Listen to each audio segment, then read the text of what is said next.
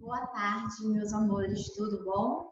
Vamos estar aí dando continuidade na nossa aula de hoje em Geografia, na página 184. E aí está perguntando, o que é sítio urbano? É o espaço, a área onde a cidade se situa, né? Onde a cidade se situa com suas características naturais de relevo, hidrografia e etc. Aqui nós podemos ver, observe o sítio urbano da cidade do Rio de Janeiro, né? Aqui é uma parte construída pela Baía de Guanabara, conhecida como Aterro do Flamengo.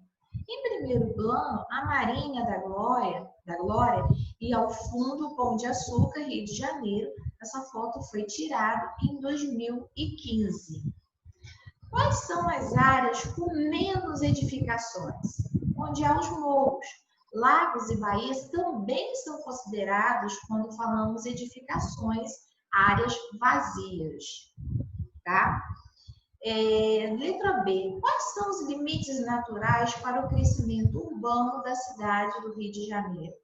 O mar, os lagos, os morros, com muita inclinação, constituem os maiores desafios para o avanço das construções urbanas. Lá tem muitos morros, né? E fazer a pesquisa sobre o Aterro do Flamengo, né? Como que ele foi formado? O Aterro do Flamengo ele é um complexo de lazer construído sobre uma área da Baía de Guanabara. Em outras palavras, esta é uma área originalmente ocupada pelo mar, mas que foi aterrada pelos homens, tá? Era mar e os homens foram lá e aterraram o lugar. Bom, hoje a grande maioria da população brasileira vive em cidades. Segundo o censo do IBGE, a partir de qual ano se constatou esse fenômeno? De 1970.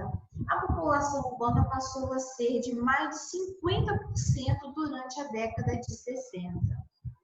Por que as cidades passaram a crescer mais do que o campo? Porque elas passaram a atrair trabalhadores para os empregos que geravam e pelas condições gerais de vida, geralmente superiores a oferecidas pelo campo. Sobretudo do campo brasileiro, onde a mecanização da produção, né, tem caído bastante. Como você explicaria, com suas palavras, a distribuição da população brasileira hoje no país? Não, a população brasileira ela está concentrada toda no litoral, por causa da sua história. O Brasil ter sido colônia de Portugal e, portanto, ter sua porção leste valorizada primeiro e hoje pela concentração de indústrias, empresas oferecendo vagas de emprego. Por isso que todos estão concentrados no litoral. Qual é a relação entre o sítio urbano e a paisagem urbana? O sítio urbano tem grande influência na paisagem urbana, já que as condições naturais do sítio, presença ou ausência de morros, rios, etc., impactam diretamente a fisionomia da paisagem, o traçado de ruas e avenidas e a eventual necessidade de pontes e viadutos, tá? Vamos ver aí para ir além? Toda cidade possui ao menos um centro. Aqui em Campos nós temos o centro, né? Por vezes, o centro ele é simultaneamente o local de surgimento da cidade, centro histórico, seu centro político. Caso lá estejam instaladas a prefeitura e as câmaras de vereadores. E se o seu centro econômico, caso lá estejam também escritórios, bancos, estabelecimentos comerciais relevantes. Há cidades, contudo, que possuem centros distintos. Em espaços urbanos, assim, o centro histórico pode estar em um local, o centro político em outro local e o centro econômico em terceiro. Como funciona essa dinâmica em seu município? Tá? Depois nós vamos estar fazendo essa pesquisa aí. Vamos agora partir para os setores da economia. Vocês podem estar vendo aqui que nós temos uma loja, né? As pessoas andando aí no centro, né? Olhando o que tem nas lojas, tá? E na outra página, nós temos uma fábrica aqui, né, que está produzindo, acho que é cimento, minério, né? Mas isso está tudo aqui dentro da cidade, um está do lado do outro aqui, correto? Vamos aí para outra página. A sociedade, ela modifica os espaços por meio de diferentes formas de trabalho. Extraímos da natureza diversos recursos. Em fábricas, transformamos matérias-primas retiradas do nosso rebanho de animais e plantações e transformamos em esses bens que industrializamos, até pontos de distribuição e de venda direta aos consumidores. Então, o que a garotinha está falando aqui? Ó? O conjunto das atividades de produção, distribuição e consumo de bens e serviços, ele é denominado de economia, tá? Todo esse processo envolve ainda inúmeras outras atividades, como pesquisas e trabalhos técnicos, empresas como bancos e seguradoras. Tudo isso aí são setores da economia. E trabalhadores como representantes e vendedores. Esse conjunto de atividade econômica para a geração de bens e serviços atende às nossas necessidades e os nossos desejos, tá? De pessoas e empresas. Bom, aqui na segunda questão, classifique as atividades listadas de acordo com a ordem. Como nós não estamos no momento juntos, eu já coloquei algumas atividades. Bom, exclusivamente no campo. O que existe no campo que é exclusivo? A agricultura. Principalmente no campo. Também nós temos a pesca e o turismo. Exclusivamente na cidade, nós temos a indústria. Principalmente na cidade, nós temos supermercado, banco e tantos outros, né? No campo e na cidade. Olha só, o turismo. Turismo nós temos também dentro da cidade e nós temos no campo, como nós vimos no conteúdo do bimestre anterior, né? No capítulo anterior. E a terceira questão, quais dessas atividades existe mais conhecimentos de tecnologia para serem executados? Vocês vão estar observando aqui em cima quais delas precisam de tecnologia. E quais delas você acha que são mais lucrativas, né? Que dá mais dinheiro, tá? Então, são respostas pessoais. Vamos conhecer agora os setores da economia. Siga em frente. Em razão de suas características, as atividades econômicas são classificadas em 3 grandes grupos. Cada um desses grupos é considerado um setor da economia. Então, nós temos o primário, secundário, terciário. Nós vamos ver agora o primário. O primário ele envolve agricultura, pecuária, extrativismo, atividades geralmente realizadas na zona rural. Elas são fundamentais para o desenvolvimento dos mais setores, já que fornecem matérias-primas para as indústrias, alimentos para a população, que é cada vez urbana, né? E também estão relacionados com outras atividades, como transporte, comércio, financiamento bancário. Olha aí, ó, as atividades, né, no setor primário. Agora, no setor secundário, quer dizer, o segundo setor, compreende a produção industrial. A indústria pode transformar matérias-primas para fabricar bens e produtos para a venda direta aos consumidores, como roupas, eletrodomésticos e automóveis, ou para fabricar produtos que servirão de matéria-prima para outras indústrias, chapas de aço, por exemplo. Então, vocês estão vendo aqui as imagens do setor secundário. Tá vendo?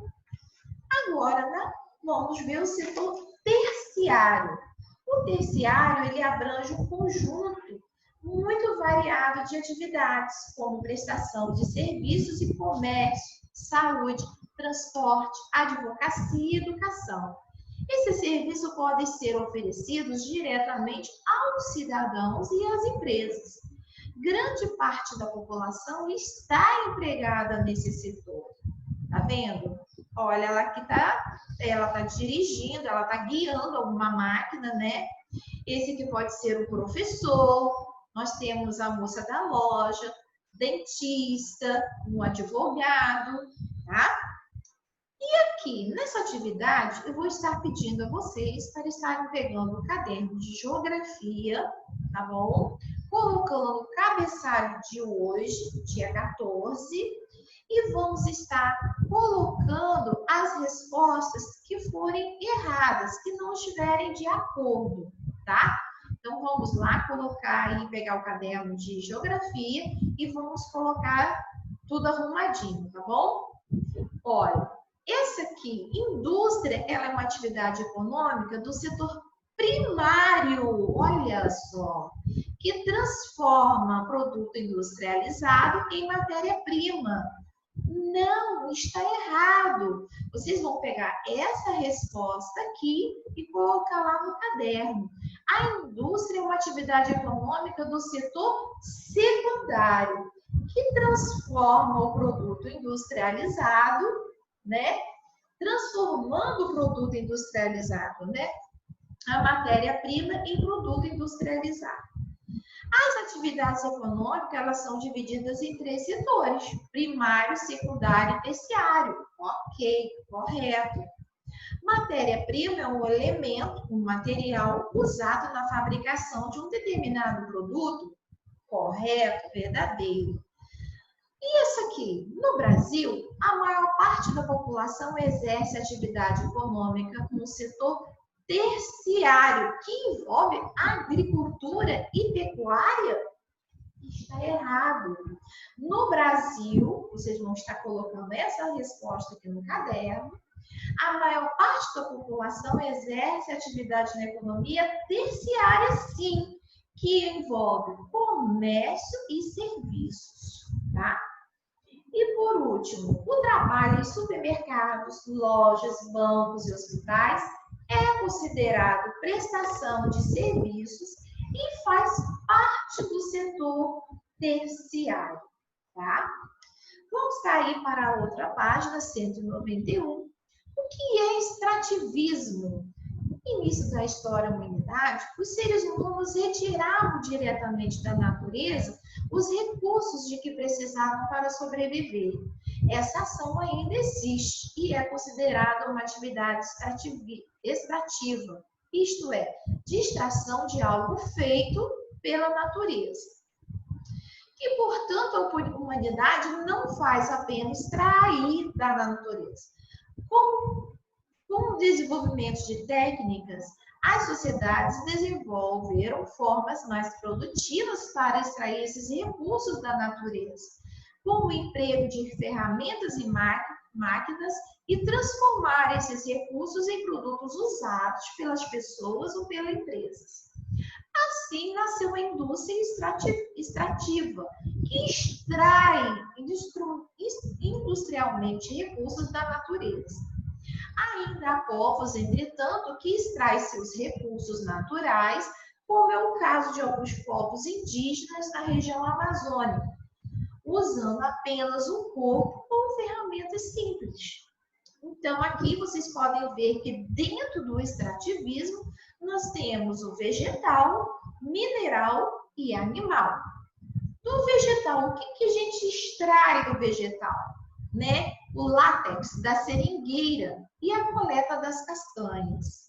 Do animal, a pesca ou a caça. No Brasil, a caça é proibida, exceto para os povos indígenas, que têm o direito de realizá-la para consumo próprio, mas não podem comercializar os recursos alcançados por meio dessa prática. E o mineral? São os minerais, o ouro, prata, cobre e entre outros. O extrativismo ele é responsável pelo fornecimento de matérias-primas para as indústrias, que, como vimos, transformam essas substâncias em produtos como alimentos, roupas, calçados, brinquedos e etc., que encontramos em supermercados e em outros estabelecimentos comerciais.